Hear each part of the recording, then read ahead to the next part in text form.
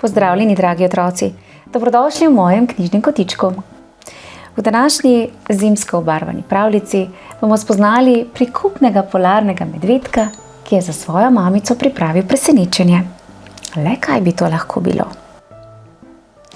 Predlagam, da se udobno namestimo in prisluhnemo pravljici z naslovom Snežek in njegova skrivnost.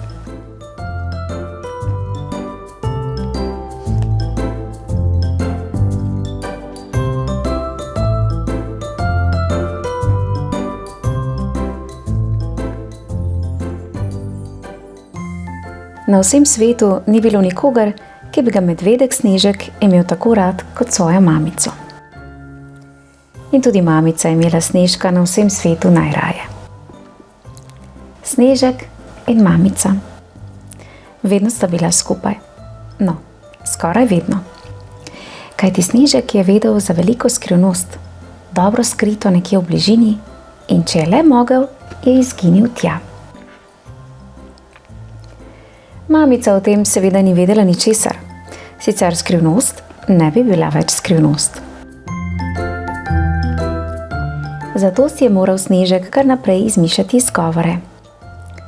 Mami, lulat grem, je zaklical in je odcvrl na svoj skrivni prostorček, kolikor so ga nesle tačke.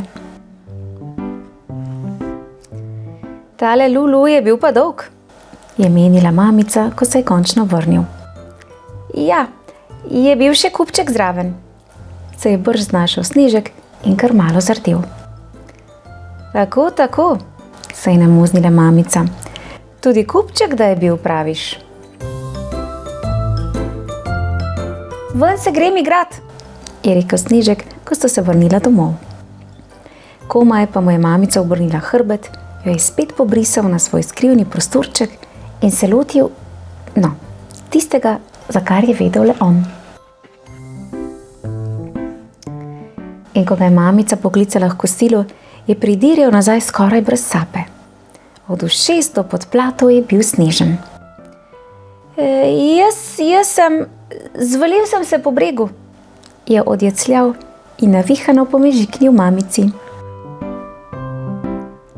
Ko je pojedel, je spet izginil. Čakalo ga je namreč precej dela, preden bo opravil, kar se je namenil. Kmalu pa je bila njegova skrivnost že tako velika, da res ni mogel biti več tiho. Mami, mami, je kričal razburjeno, pridi pogledat, hitro! Mamica od začudenja kar ovnemela. Česa tako lepega še nikoli ni videla. To sva midva, je ponosno izjavil Snežek in pokazal na svojo veliko skrivnost. Dolgo sta jo občudovala, tiho in brez besed.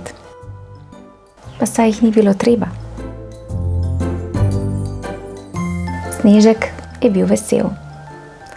Končno je lahko svojo skrivnost delil z mamico.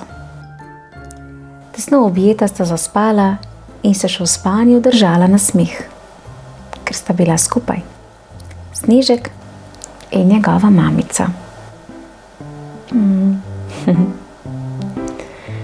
Kako srčna pravljica, kaj ne? Ja, medvedek se je res potrudil in skrbno varoval svojo skrivnost. In poglejte, kaj je ustvaril. Prečudovito sneženo skulpturo.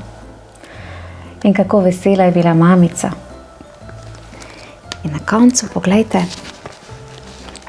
sta takole objeta, srečna, smehljajem na ustnicah, zaspala.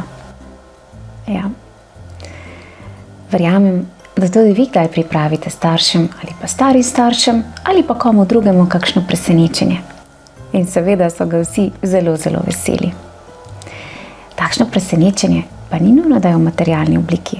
Lahko je tudi nasmešek ali pa kakšna lepa beseda. Vse to so lepa presenečenja, ki smo jih vsi veseli. Otroci, v mojem knjižnem kotičku pa lahko prisluhnete še eni zelo podobni pravljici z naslovom Sneženi Medo. Zimski pozdravček prav vsem in najlepša hvala, da spremljate pravljice. Čau, čau! Kako prijazno.